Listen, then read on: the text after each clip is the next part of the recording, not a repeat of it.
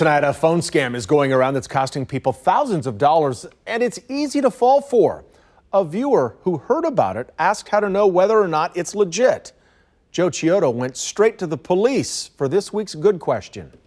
Phone scams, they're nothing new, but this one took things to a whole nother level. The scammer pretended to be with the police department, and he didn't just claim to be a police officer. He's telling victims he's the police chief, and they need to pay up.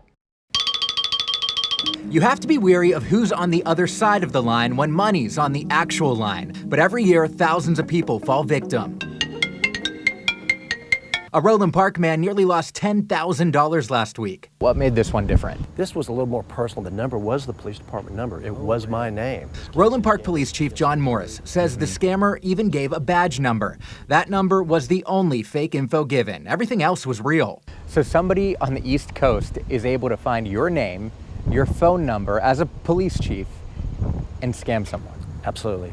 How does that make you feel? I mean, you feel violated like anybody else, but you do the best that you can. You try to educate the people saying this is a scam. The scammer told the elderly victim he needed $9,000, $2,000 in gift cards, $7,000 in cash.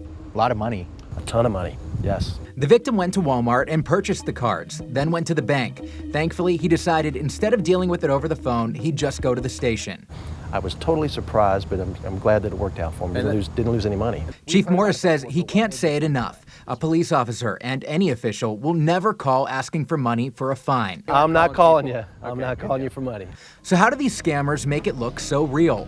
They're using spoofing numbers, technology allowing them to choose what number shows up on your phone, even a police department's. Police can't do anything to stop it. Scammers also use numbers that show up as your own area code. And police also can't do much once that money or gift card number is transferred. Once they get your money, they just disappear. They're savvy. Yes. And these phone scams, they aren't just happening in Roland Park. It's really a nationwide problem. Chief Morris tells me more locally, he's heard of it in KCK and KCMO, and it just happened last week in Wyandotte County as well. The department there posted that scammers are claiming to be their lieutenants. So if you do get the call, don't give the money, report it to police right away. Joe Chiodo, KCTV5 News.